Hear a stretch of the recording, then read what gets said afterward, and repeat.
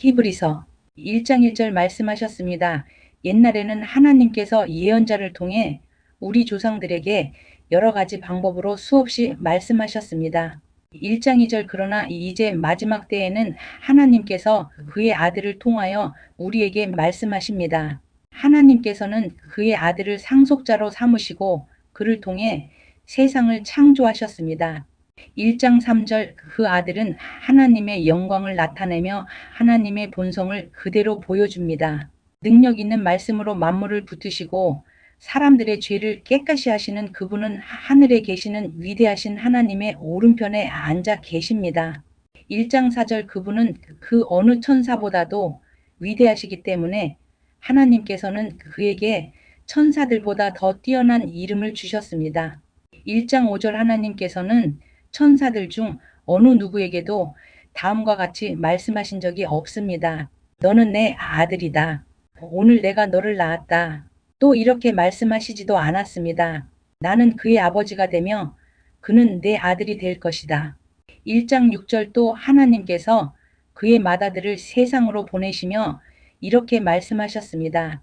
하나님의 모든 천사가 그를 경배해야 할 것이다.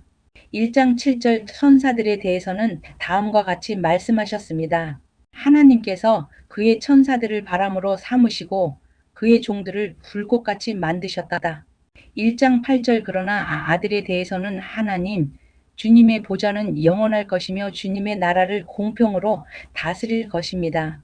1장 9절 주님께서 옳은 것을 사랑하시고 악한 것을 미워하심으로 하나님께서 함께 다스릴 자로 주님을 선택해서 기름 부으셨습니다. 주님의 하나님께서 그 누구보다도 더 큰 기쁨을 주실 것입니다.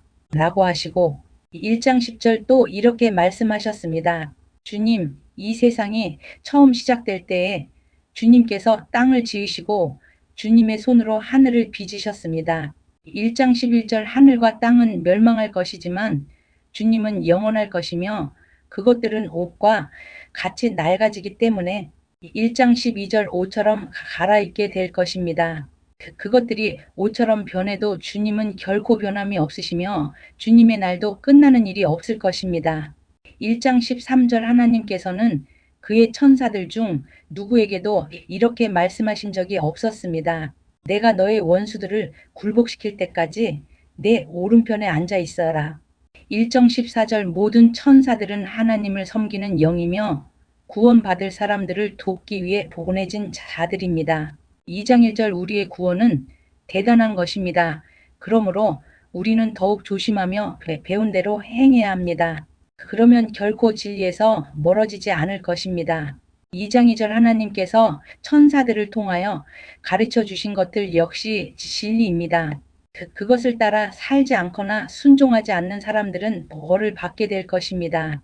2장 3절 우리에게 베풀어 주신 구원은 매우 위대한 것입니다. 그렇기 때문에 구원이 중요하지 않은 것처럼 살아간다면 그건 역시 벌을 받게 되는 행동입니다. 구원에 대해서 처음 말씀하신 분이 바로 주님이시며 또한 그의 말씀을 들은 사람들이 이것이 진실이라고 우리에게 증명해 주었습니다. 2장 4절 하나님께서도 기적과 큰 표적과 많은 놀라운 일들을 통하여 우리에게 구원을 가르쳐 주셨습니다. 특히 그의 뜻대로 우리에게 성령의 선물을 나누어 주셔서 구원을 증언해 주셨습니다. 2장 5절 그리스도께서 사람과 같이 되셨습니다. 하나님께서는 천사들에게 앞으로 맞이할 새 세상을 다스리라고 하지 않으셨습니다. 2장 6절 성경에도 누군가가 이렇게 말한 것이 기록되어 있습니다. 사람이 무엇이길래 이렇게 중요하게 생각하시며 사람의 아들이 누구이길래 이렇게 귀하게 돌보십니까?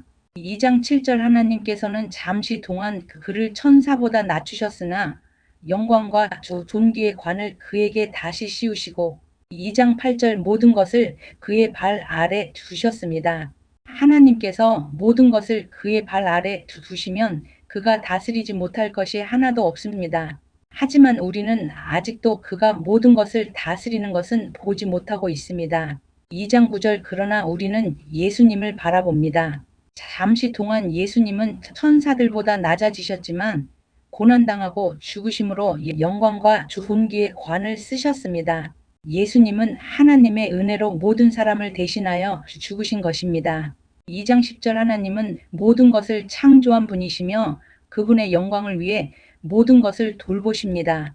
하나님께서는 많은 믿음의 자녀들이 그분의 영광을 함께 누리게 되길 바라셨습니다. 그래서 사람들을 구원하시기 위해 고난을 통해서 예수님을 완전한 구원자가 되게 하신 것입니다.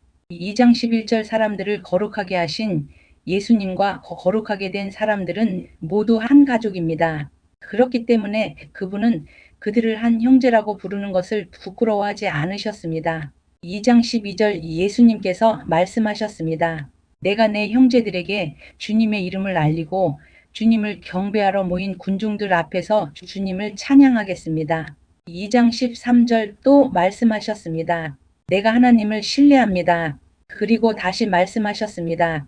내가 여기 있습니다.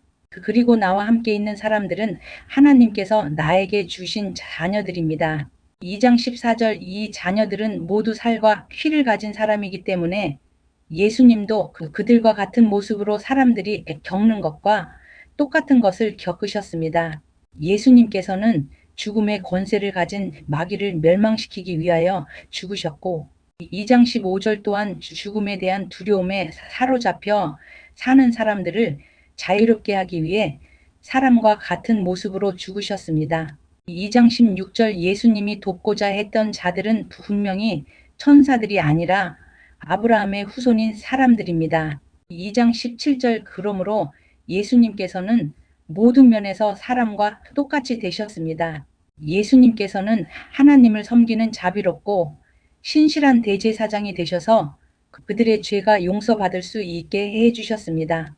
2장 18절 주님은 시험받는 자들도 도와주실 수 있습니다. 왜냐하면 예수님께서 직접 고난당하고 시험을 받으셨기 때문입니다.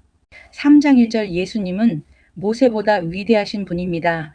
그러므로 거룩한 형제 여러분, 예수님에 대해서 깊이 생각하십시오. 여러분은 모두 하나님께서 부르신 사람들입니다. 하나님께서 우리에게 보내신 예수님은 우리 믿음의 사도이며 대제사장이 되십니다.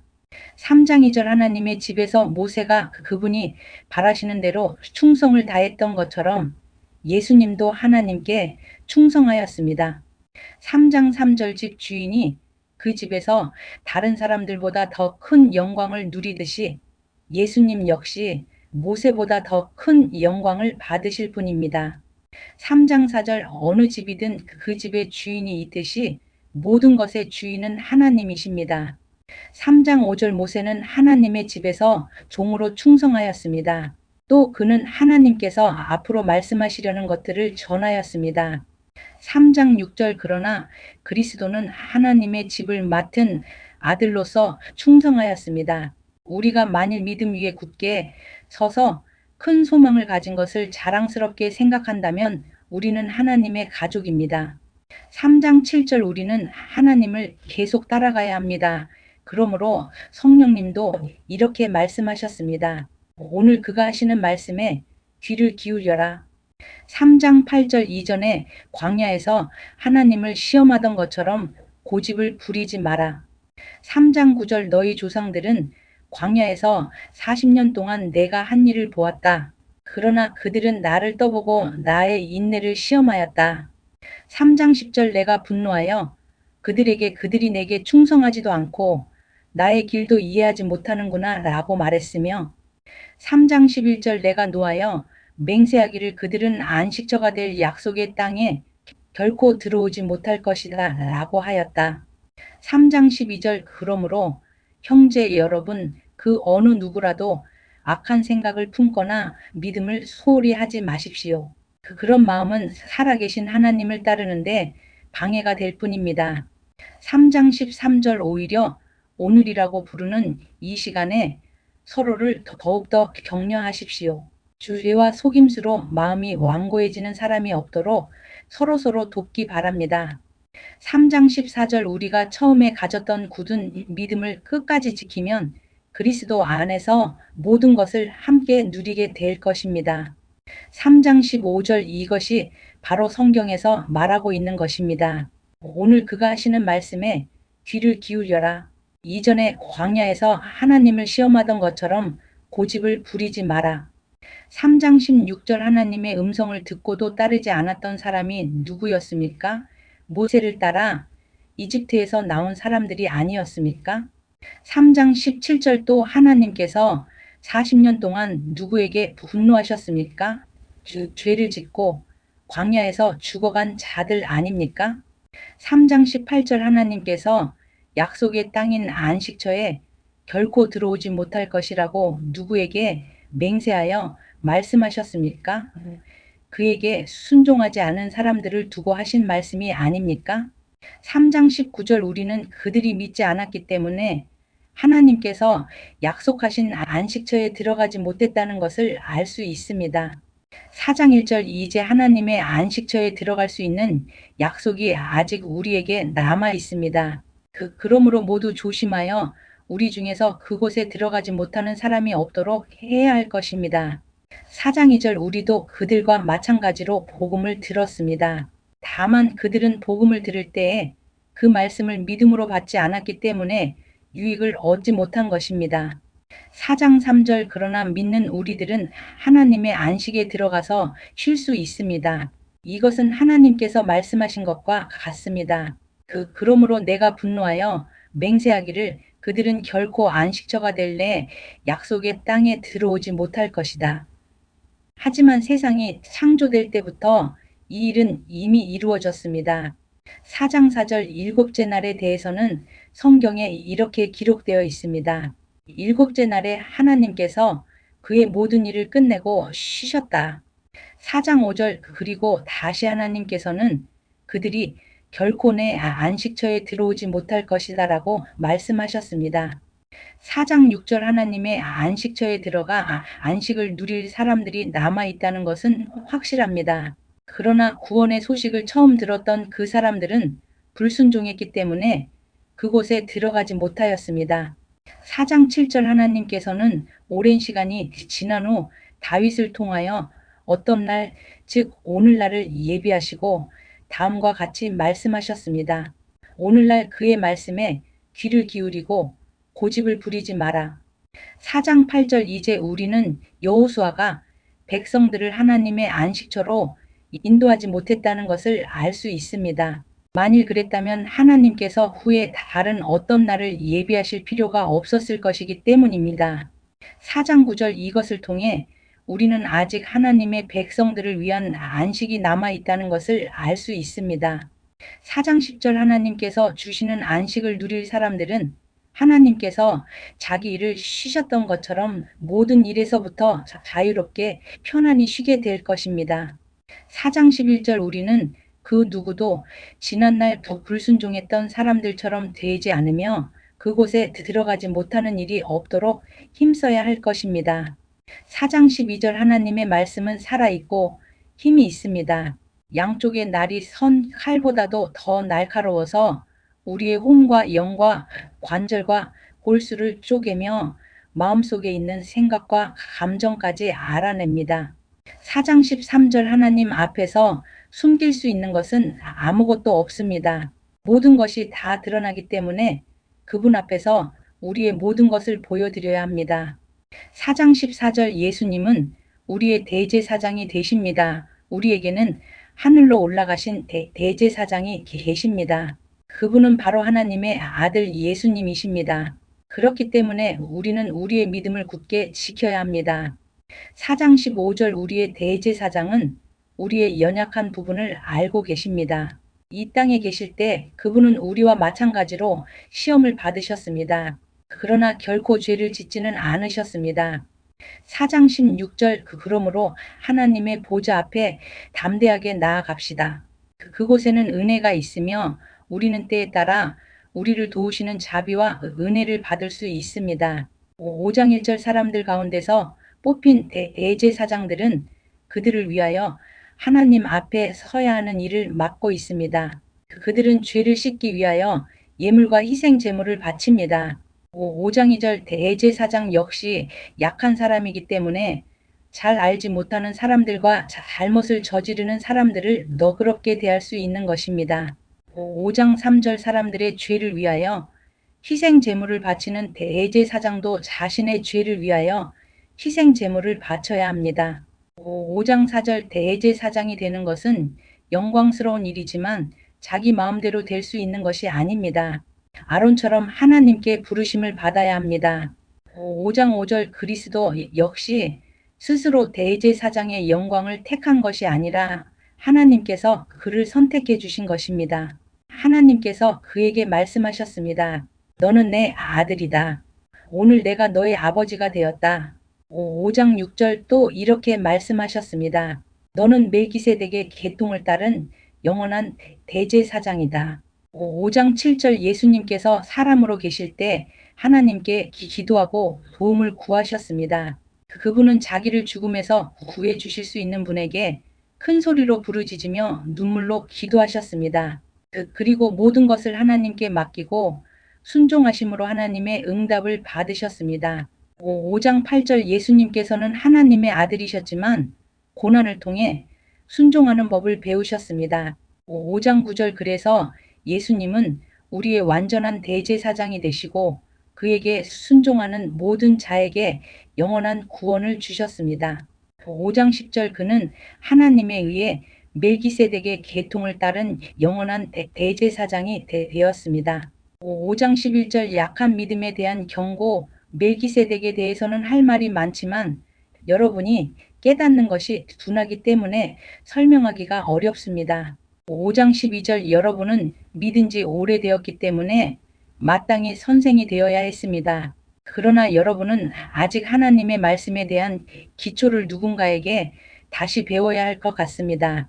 여러분은 단단한 음식을 먹을 준비가 되어 있지 않아서 아직은 젖을 먹어야 할 것 같습니다. 5장 13절 젖을 먹는 자는 아직 어린 아기이기 때문에 옳은 말씀에 대해서 알지 못합니다.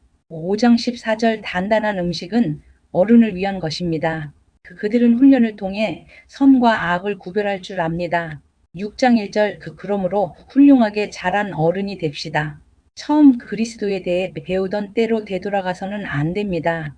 그때는 죽음에 이르게 하는 행위에서 막 돌아서서 회개하던 때이며 하나님에 대한 신앙의 기초를 닦던 때였습니다. 6장 2절 세례와 안수와 죽은 자의 부활과 영원한 심판에 관한 기초를 다시 닦지는 마십시오. 6장 3절 하나님께서 허락하시면 우리는 어른으로 성장할 수 있습니다. 6장 4절 변화된 새 생활로 다시 돌아오지 못하는 사람들도 있습니다.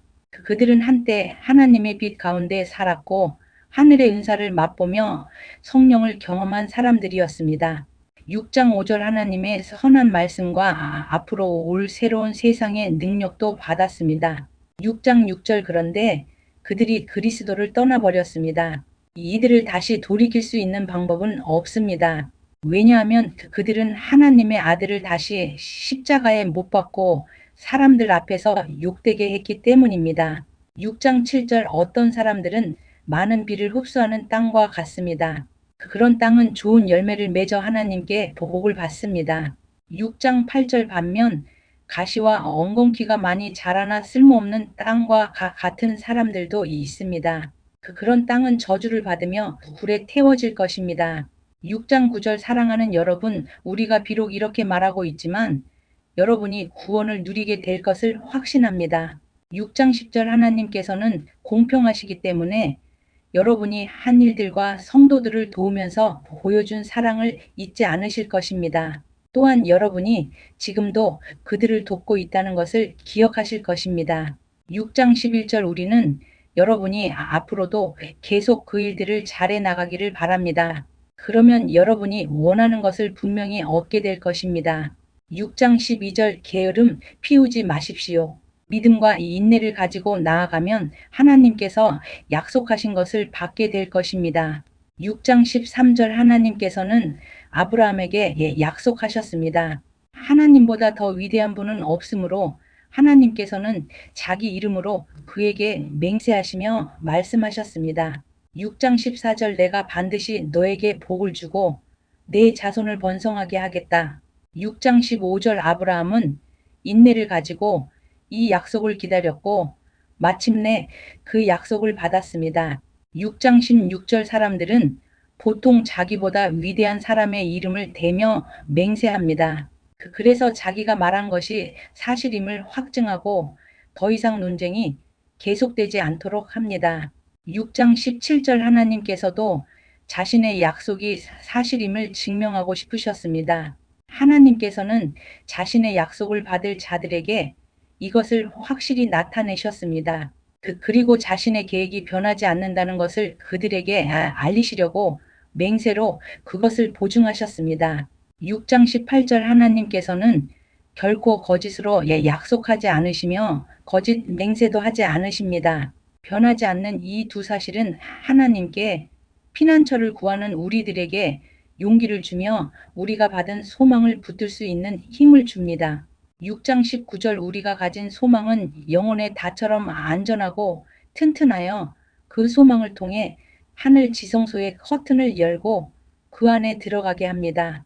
6장 20절 예수님께서 우리보다 앞서 그리고 우리를 위하여 먼저 그곳에 들어가셨습니다. 예수님께서는 멜기세덱의 계통을 따른 영원한 대제사장이 되셨습니다. 7장 1절 제사장 멜기세덱은 살렘의 왕이며 지극히 높으신 하나님의 제사장이었습니다. 그는 아브라함이 여러 왕들을 무찌르고 돌아오는 길에 아브라함을 만나 축복해 주었습니다. 7장 2절 아브라함은 전쟁에서 빼앗아온 물건 중에서 10분의 1을 멜기세덱에게 주었습니다. 멜기세덱은 정의의 왕이라는 뜻이며 살렘 왕은 평화의 왕이라는 뜻입니다. 7장 3절 그의 아버지와 어머니가 누구인지는 아무도 모릅니다. 그의 고향이 어디인지 아는 사람도 없으며 그가 태어난 날과 죽은 날이 언제인지도 알지 못합니다. 그는 마치 하나님의 아들같이 영원한 제사장으로 있는 자입니다. 7장 4절 그가 얼마나 위대한 사람이었는지 생각해 보십시오. 우리 조상 아브라함은 전쟁에서 이겨 얻은 물건들 중 10분의 1을 그에게 주었습니다. 7장 5절 제사장이 된 레위 사람들은 율법에 따라 백성으로부터 10분의 1을 받을 수 있게 되어 있습니다. 제사장들과 백성 모두 아브라함의 자손이지만 제사장은 자기 백성으로부터 10분의 1을 받았습니다. 7장 6절 멜기세덱은 레위 지파도 아니었는데 아브라함으로부터 10분의 1을 받았습니다. 그리고 하나님의 약속을 받은 아브라함을 축복해 주었습니다. 7장 7절 높은 사람이 낮은 사람을 축복해 줄 수 있다는 사실은 여러분도 알고 있을 것입니다. 7장 8절 제사장들도 10분의 1을 받지만 그들도 결국 죽을 인간에 불과합니다. 그러나 아브라함으로부터 10분의 1을 받은 멜기세덱은 성경이 말한 대로 영원히 살아 있습니다. 7장 9절 또한 백성들로부터 10분의 1을 받았던 레위 지파도 아브라함을 통해 멜기세덱에게 10분의 1을 바쳤다고 말할 수 있습니다. 7장 10절 왜냐하면 아브라함이 멜기세덱을 만났을 때 레위는 아직 태어나지 않았고 아브라함의 몸속에 있었기 때문입니다. 7장 11절 이스라엘 백성들은 레위 지파의 제사장 직분을 통해 율법을 받았습니다. 그러나 제사장 직분을 받았다고 해서 그들이 영적으로 완전해질 수는 없었습니다. 따라서 또 다른 제사장, 즉 아론의 계통이 아닌 멜기세덱의 계통을 따른 제사장이 필요했던 것입니다. 7장 12절 다른 제사장이 온다면 율법도 바뀌어야 할 것입니다. 7장 13절 우리는 지금 그 그리스도에 대해서 말하고 있습니다. 그 그리스도는 라위 지파가 아닌 다른 지파의 사람이었는데 그 지파에서 나온 사람들 중 제단에서 제사장으로 섬긴 사람은 한 명도 없습니다. 7장 14절 우리 주님께서 유다 지파에 속했다는 사실은 분명합니다. 모세가 이 지파에 대해 말할 때에 제사장 직분이라는 것을 한 번도 말한 적이 없었습니다. 7장 15절 예수님께서는 멜기세덱과 같습니다. 멜기세덱과 같은 또 다른 제사장이 오신 것을 보면 이제 더 분명해지는 것 같습니다. 7장 16절 그분은 인간의 법과 규칙에 따라 제사장이 되신 것이 아니고 영원한 생명의 능력으로 제사장이 되셨습니다. 7장 17절 성경에 그분에 대해 이렇게 기록되어 있습니다. 너는 멜기세덱의 계통을 따른 영원한 제사장이다. 7장 18절 옛 계명은 약하고 쓸모가 없으므로 이제 폐지되었습니다. 7장 19절 모세의 율법으로는 아무것도 완전하게 할 수 없습니다. 그러나 이제 우리는 더 나은 소망을 받았고 이 소망을 통해 하나님께 가까이 나아갈 수 있습니다. 7장 20절 예수님을 대제사장으로 세우실 때에 하나님께서 맹세하셨습니다. 다른 사람들이 제사장이 될 때에는 그런 맹세를 하지 않으셨습니다. 7장 21절 그러나 그리스도는 하나님의 맹세로 제사장이 되셨습니다.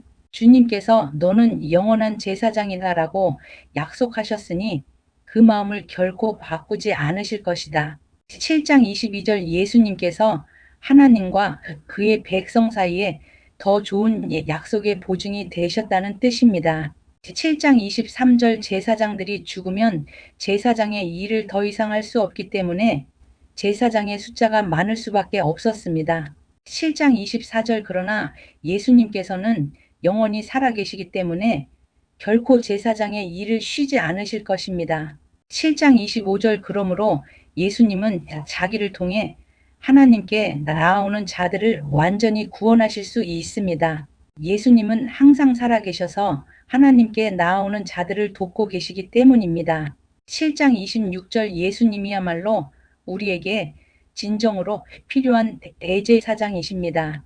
예수님께서는 거룩하고 죄가 없으시며 흠이 없고 죄인들과 구별되는 하늘보다 높은 곳에 계신 분입니다. 7장 27절 그분은 다른 제사장들과는 다릅니다. 그들은 매일 제사를 드려야 합니다. 먼저 자신의 죄를 위하여, 다음은 백성의 죄를 위하여 희생 제물을 바칩니다. 그러나 그리스도는 그럴 필요가 없으십니다. 예수님께서는 자기 자신을 희생 제물로 드려서 단 한 번에 그 일을 끝내셨기 때문입니다. 7장 28절 율법은 약점을 가진 사람들을 제사장으로 세웠습니다. 그러나 하나님의 아들이신 예수님께서는 하나님의 맹세하심을 통해 영원토록 완전한 대제사장이 되셨습니다. 8장 1절 우리의 대제사장이 되셨습니다.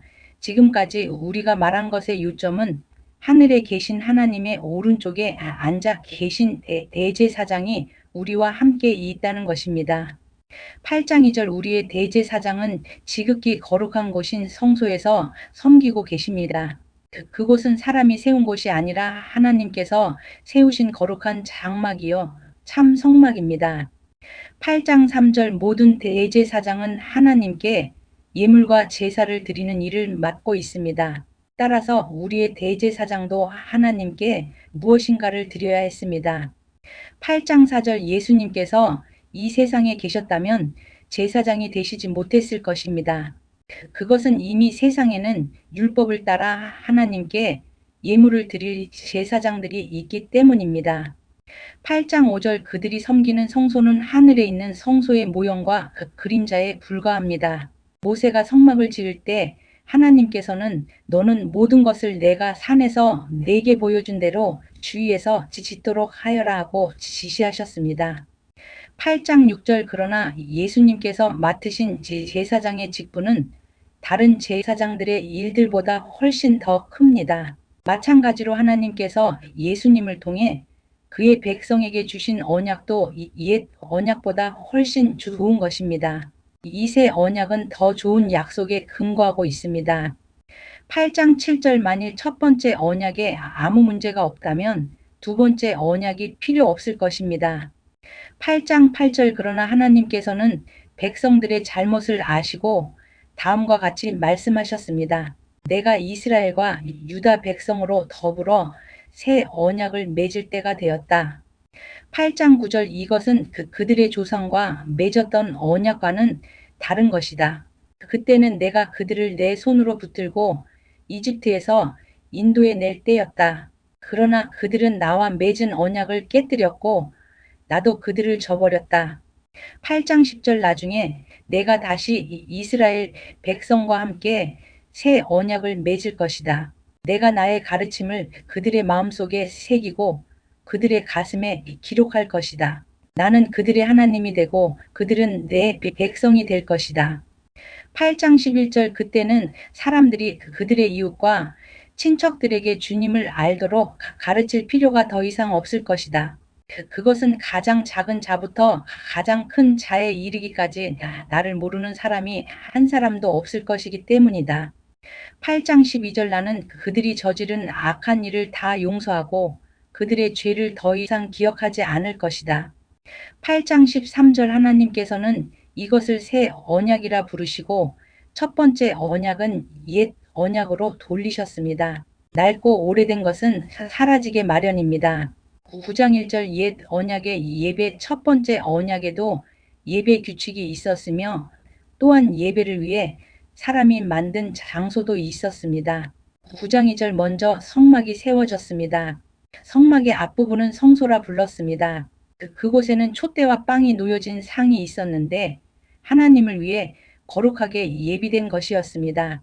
9장 3절 휘장으로 가려진 성소 안쪽에는 지성소라고 하는 작은 방이 있었습니다. 9장 4절 그곳에는 향을 피우는 금제단과 금으로 입혀진 법궤가 놓여 있었습니다. 법궤 안에는 만나를 담은 금항아리와 아론의 쌍난 지팡이 그리고 옛 언약이 새겨진 돌판이 들어 있었습니다. 9장 5절 법궤 위에는 하나님의 영광을 나타내는 날개 달린 생물인 그룹들이 날개로 뚜껑을 덮고 있었습니다. 그러나 지금 이런 것들에 대해서 일일이 다 말할 수는 없습니다.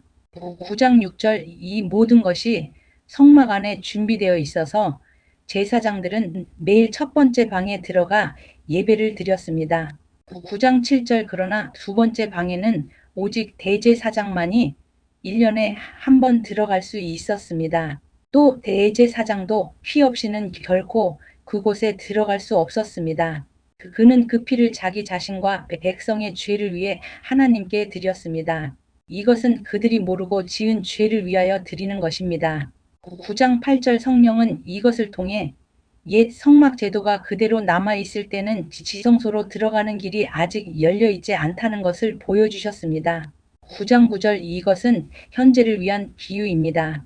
예물과 제사로는 예배드리는 자의 마음속까지 깨끗하게 할 수 없습니다. 9장 10절 이것은 단지 먹고 마시고 여러 가지 몸을 씻는 등의 예식으로서 하나님의 새 법이 올 때까지만 적용되는 것입니다.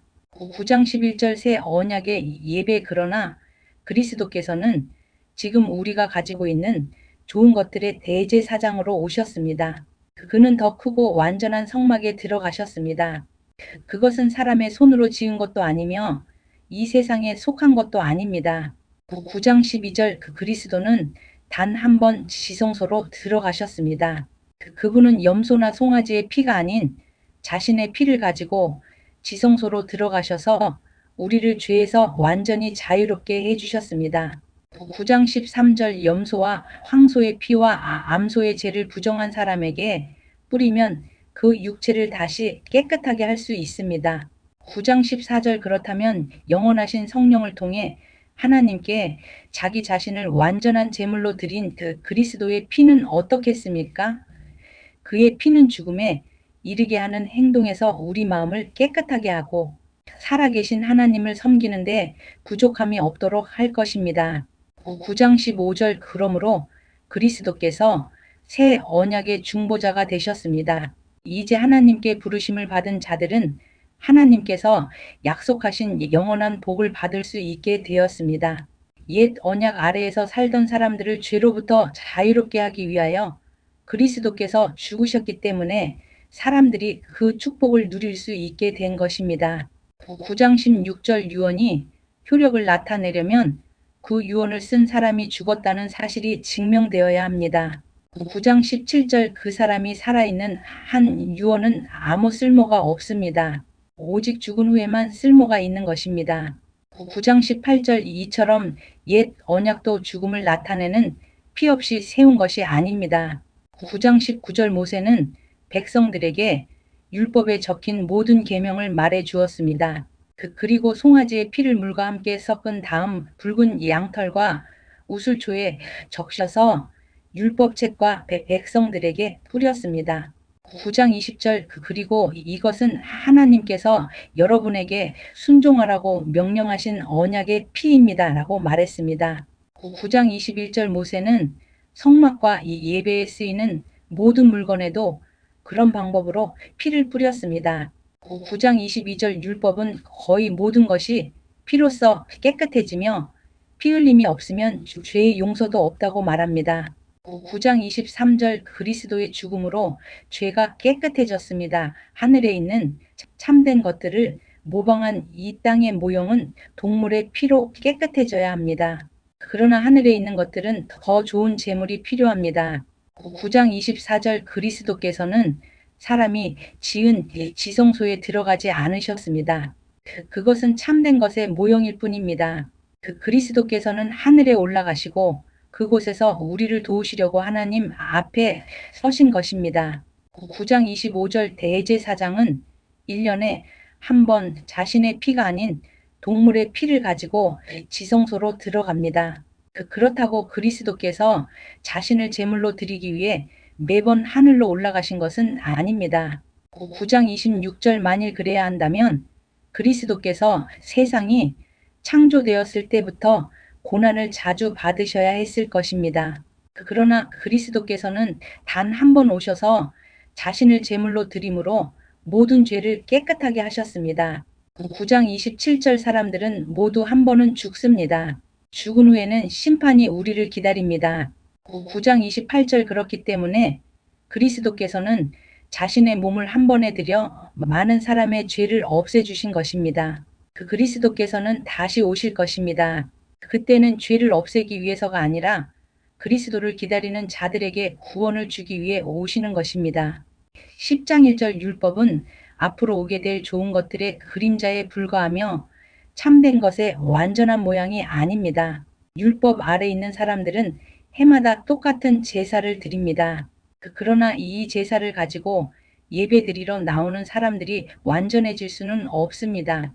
10장 2절 만일 율법이 그들을 완전하게 할 수 있다면 예배드리는 사람들이 깨끗하여져서 더 이상 죄의식도 느끼지 않았을 것이며 제물을 드리는 일도 그쳤을 것입니다.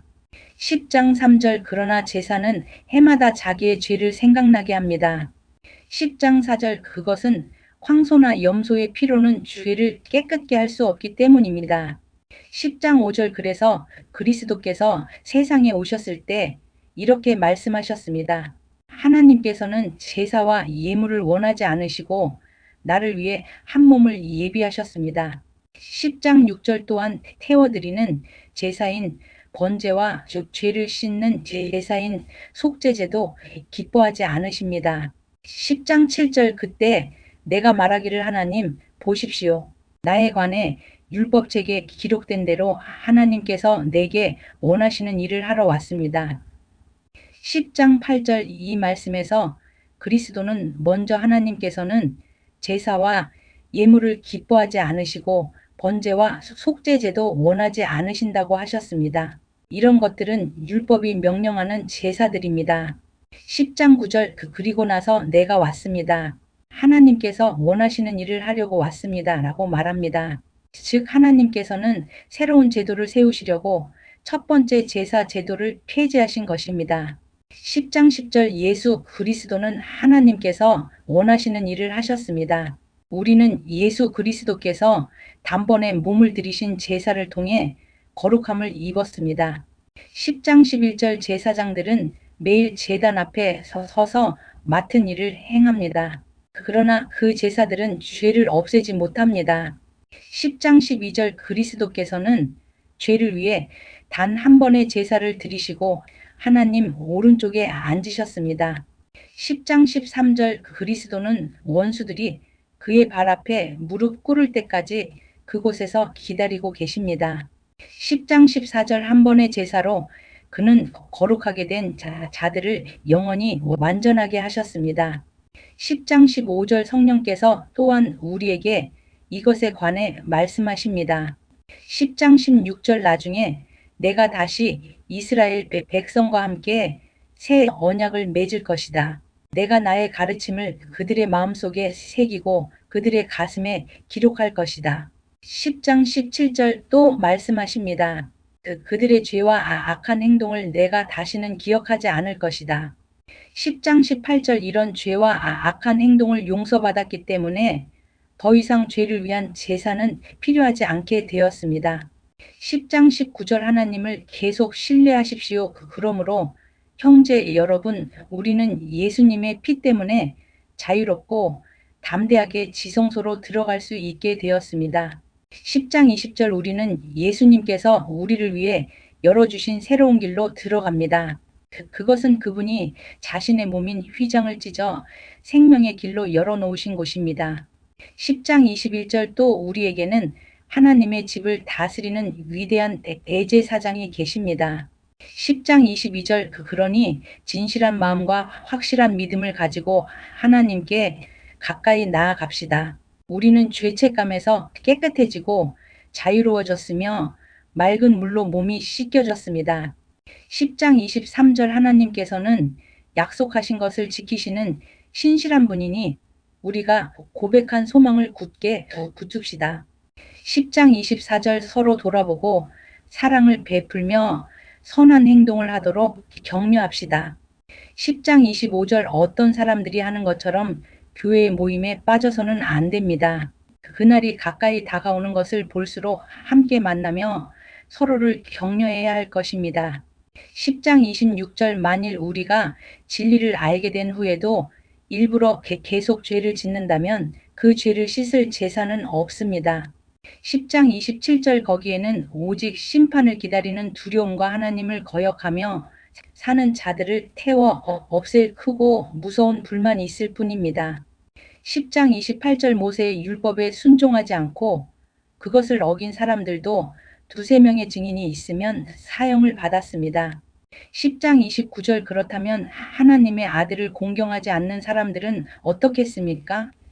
그들은 자기를 거룩하게 한 언약의 피를 별것 아닌 것으로 여기며 은혜의 성령을 욕되게 하였습니다. 따라서 그들은 더 큰 벌을 받게 될 것입니다.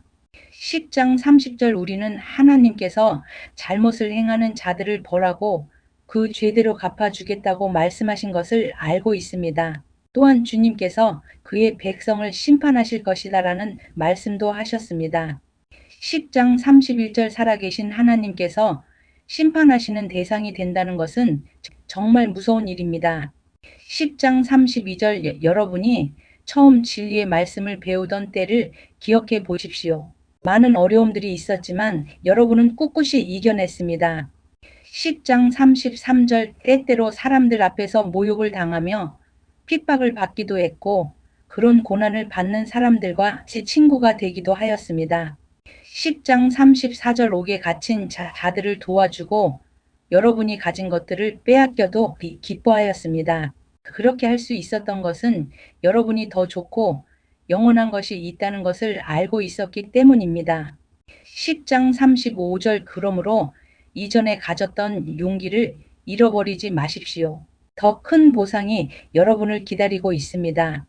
10장 36절 인내를 가지고 하나님께서 원하시는 일을 해서 그분께서 약속하신 것을 받으시기 바랍니다.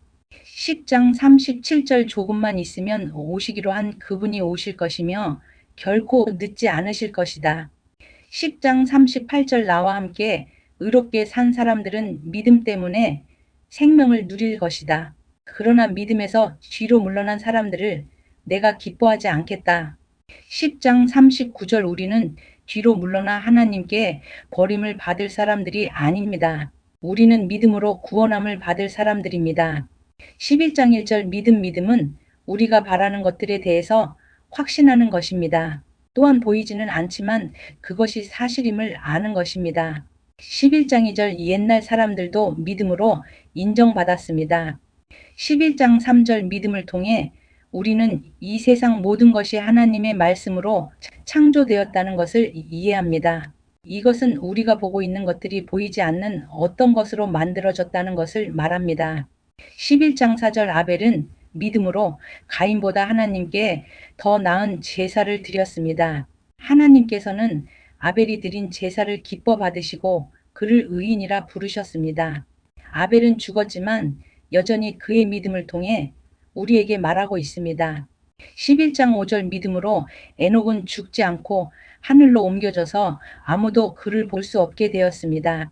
하나님께서 그를 하늘로 데리고 올라가신 것입니다.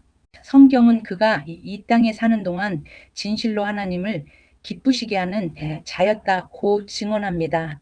11장 6절 믿음이 없이는 어느 누구도 하나님을 기쁘시게 할 수 없습니다. 하나님께 나아오는 자는 그가 계시다는 것과 그를 찾는 자들에게 상 주시는 분이라는 것을 진정으로 믿어야 합니다.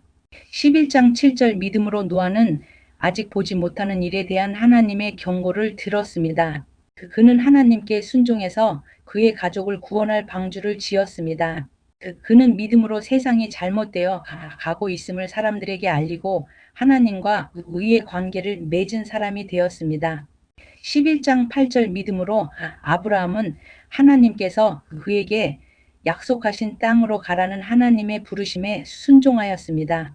그는 가야 할 곳도 모른 채 자기 고향을 떠났습니다. 11장 9절 그는 믿음 때문에 하나님께서 자기에게 약속하신 땅에 가서 살 수 있었습니다. 그는 그곳에서 갈 곳 없는 나그네처럼 살았고 같은 약속을 받은 이삭과 야곱과 함께 장막에서 거하였습니다. 11장 10절 아브라함은 영원한 터가 있는 성을 기다리고 있었습니다. 그것은 바로 하나님께서 계획하고 세우신 성입니다. 11장 11절 사라 자신도 아이를 낳기에는 나이가 너무 많았으나 믿음으로 후손을 얻을 힘을 얻었습니다. 그것은 그녀가 약속해 주신 하나님을 신실한 분으로 믿었기 때문입니다.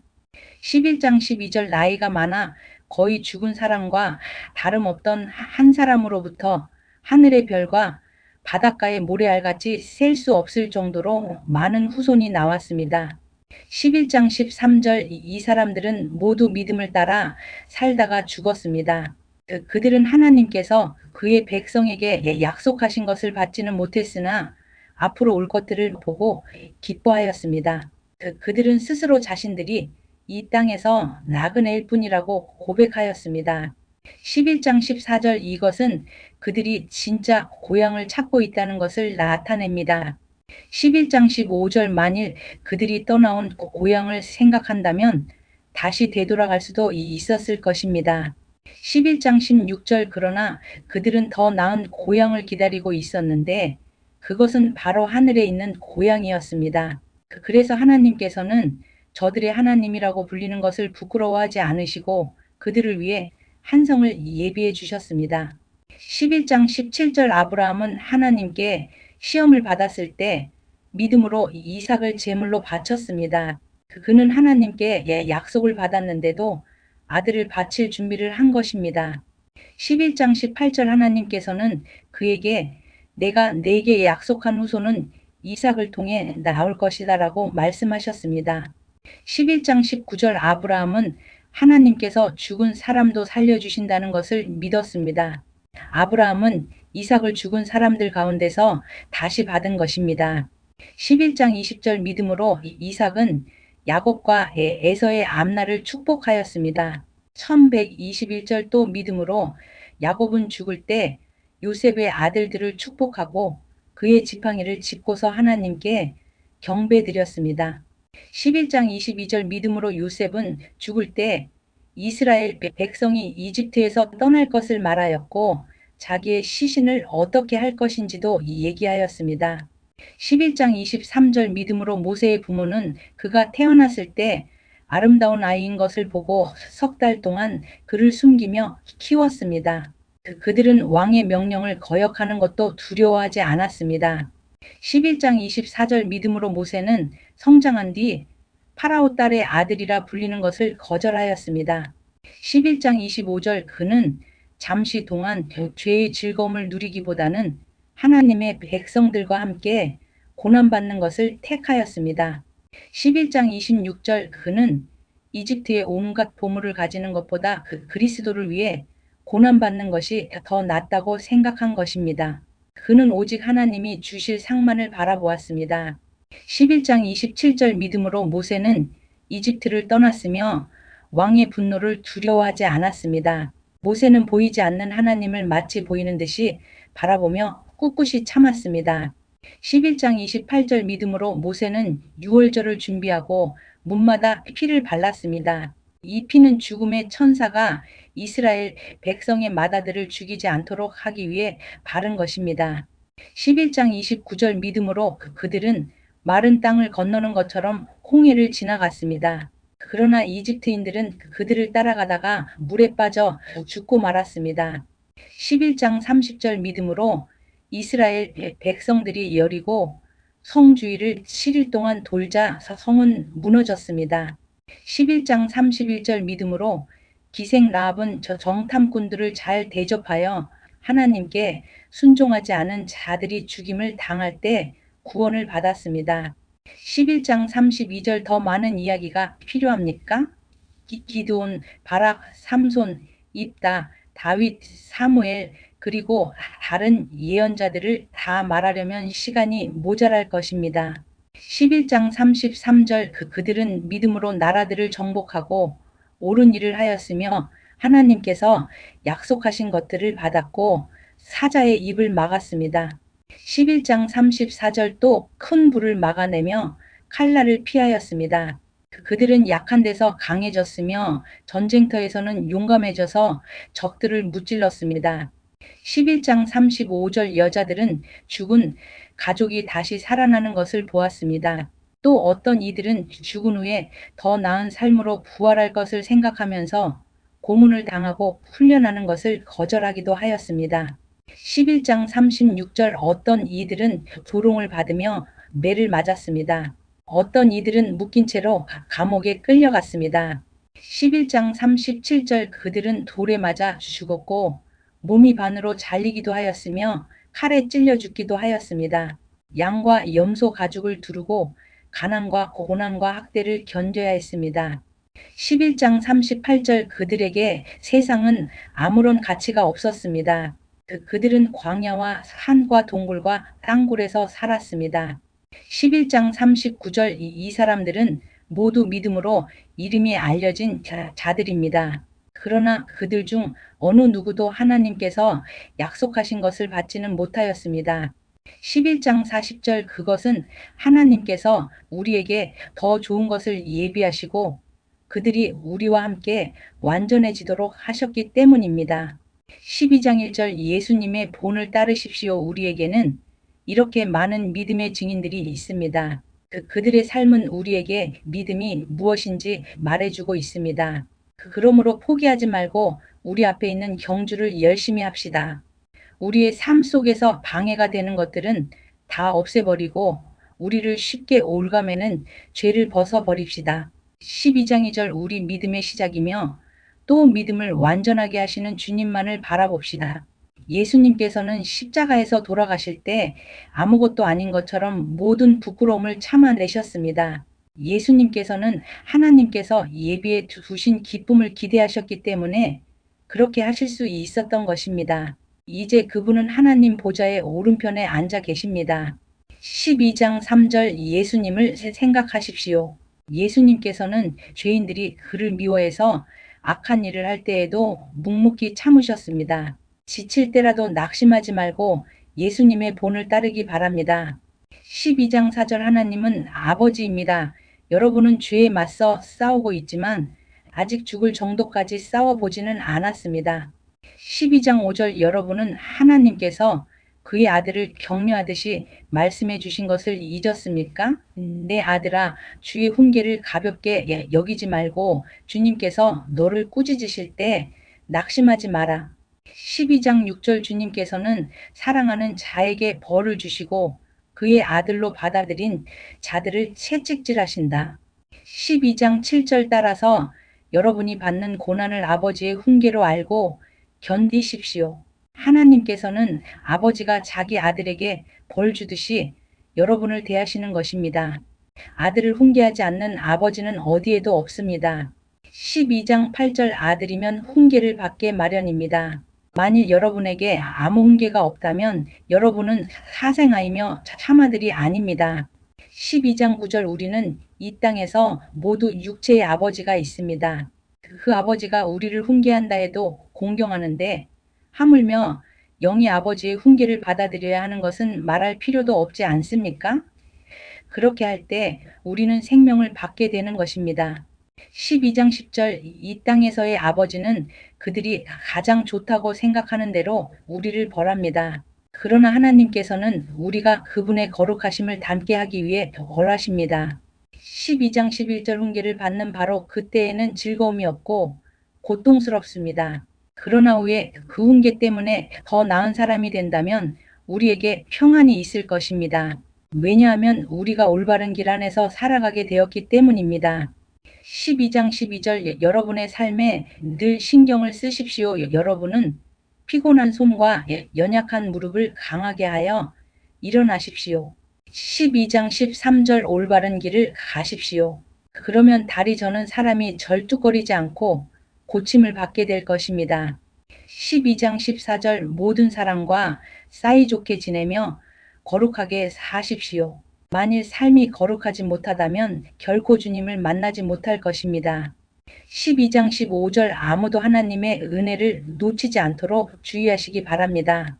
여러분 가운데 쓴 뿌리와 같은 사람들이 생겨나지 못하게 하십시오. 그런 사람은 많은 사람을 괴롭히거나 더럽힙니다. 12장 16절 성적인 죄를 범하지 말며 에서처럼 하나님을 생각지 않는 사람이 없도록 하십시오. 에서는 맏아들로서 아버지의 모든 것을 다 받을 수 있었지만 한 그릇에 먹을 것을 위하여 맏아들의 특권을 팔고 말았습니다. 12장 17절 여러분도 알다시피 에서는 그 후에 아버지의 축복을 받기 위해 울면서 부탁했지만 거절당했으며 회개할 기회를 얻지 못했습니다. 12장 18절 여러분이 도착할 곳은 손으로 만질 수 있거나 불이 타오르는 산도 아니고 어두움과 슬픔과 폭풍이 일어나는 산도 아닙니다. 12장 19절 또한 나팔 소리와 음성이 들려오는 산도 아닙니다. 이스라엘 백성이 산에서 들려오는 음성을 들었을 때 그들은 더 이상 하나님께서 말씀하시지 않도록 부탁했습니다. 12장 20절 그들은 누구든지 심지어 짐승이라도 이 산에 닿으면 돌로 쳐서 죽임을 당할 것이다라는 하나님의 명령을 감당할 수 없었습니다.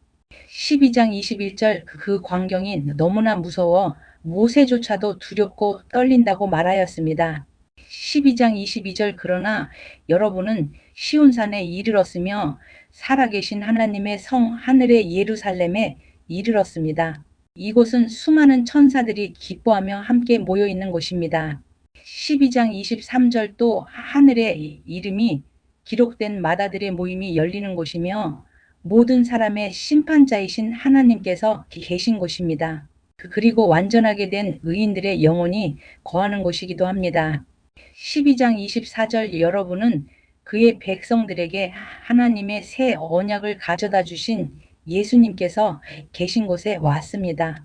여러분은 아벨의 피보다 더 나은 소식을 전해준 그리스도의 피에 가까이 나온 것입니다.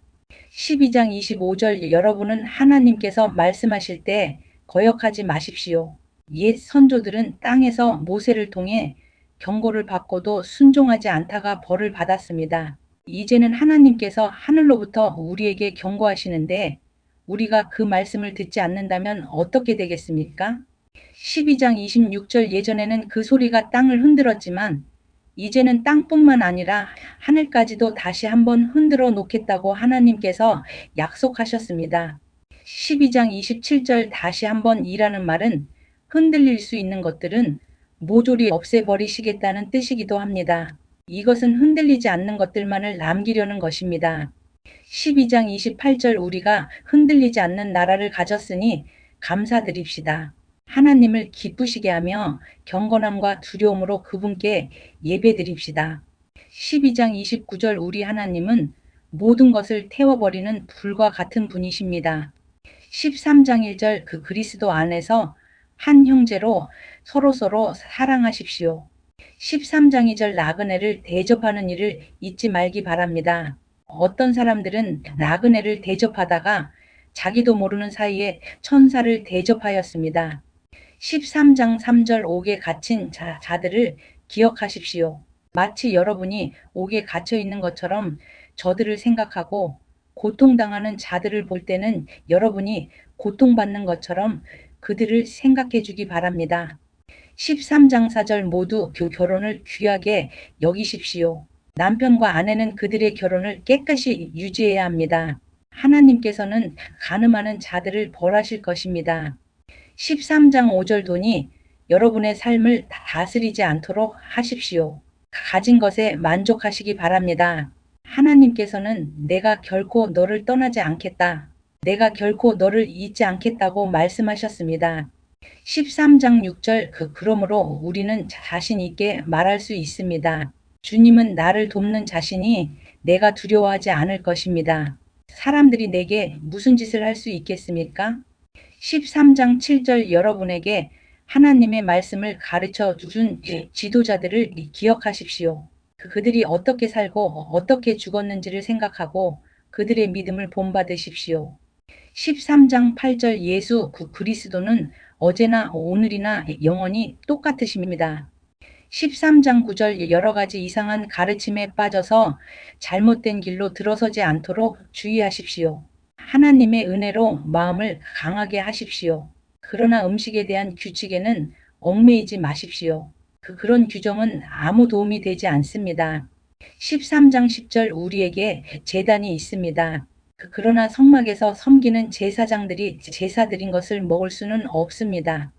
13장 11절 대제사장은 죄를 없애기 위해 지성소 안으로 동물의 피를 가지고 들어가서 그것을 바칩니다. 그러나 그 동물의 시체는 성막 바깥에서 불사릅니다. 13장 12절 이와 같이 예수님도 성문 밖에서 고난을 당하셨습니다. 예수님께서는 자기 피로 그의 백성들을 거룩하게 하려고 죽으셨습니다. 13장 13절 그러므로 우리도 성문 밖에 계신 주님께 나아가서 그분이 당하신 수치를 함께 겪읍시다. 13장 14절 이 땅에는 영원한 성이 없으며 우리는 앞으로 다가올 성을 찾고 있습니다.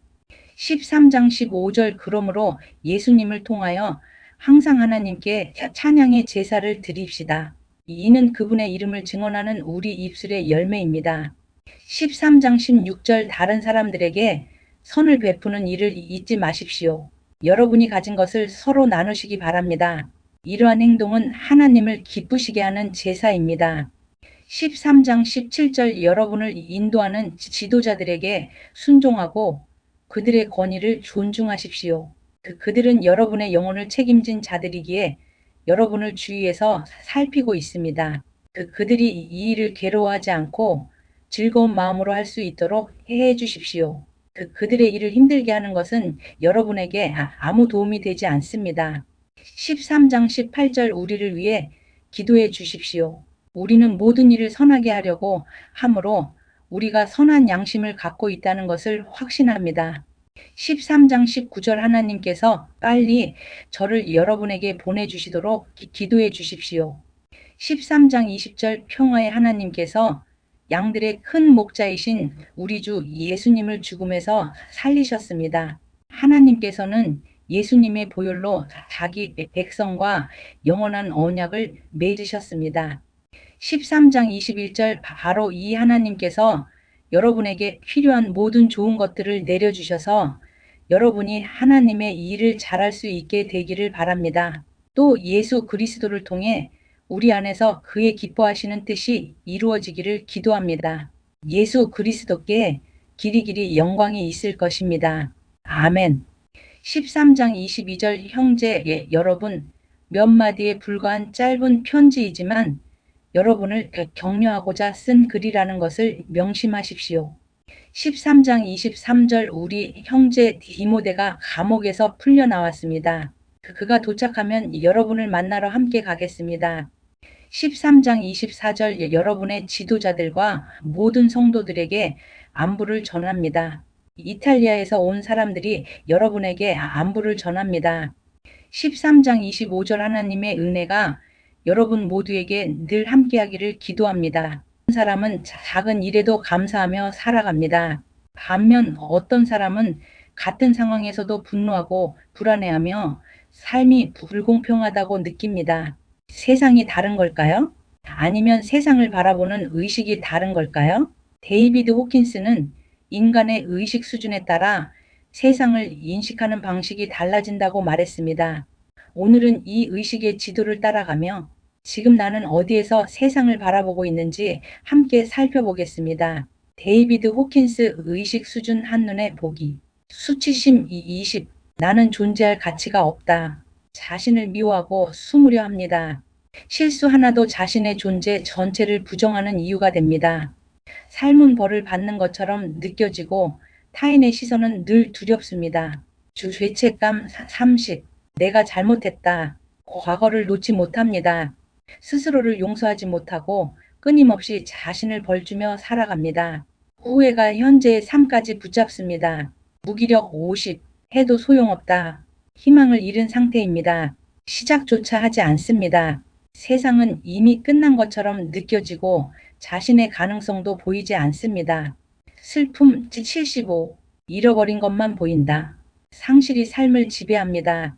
떠난 사람, 지나간 시간, 잃어버린 기회가 현재보다 더 크게 다가옵니다. 두려움 100.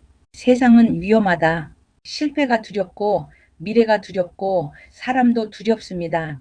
안전을 위해 움직이지 않지만 결국 두려움이 더 커집니다. 욕망 125.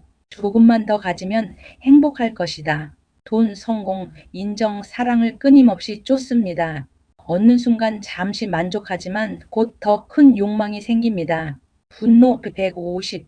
이건 불공평하다. 억울함 때문에 행동을 시작합니다. 무기력보다는 에너지가 있지만 분노가 오래 지속되면 자신과 주변을 모두 지치게 합니다. 자존심 175. 내가 맞다. 비교와 경쟁 속에서 자신을 증명하려 합니다.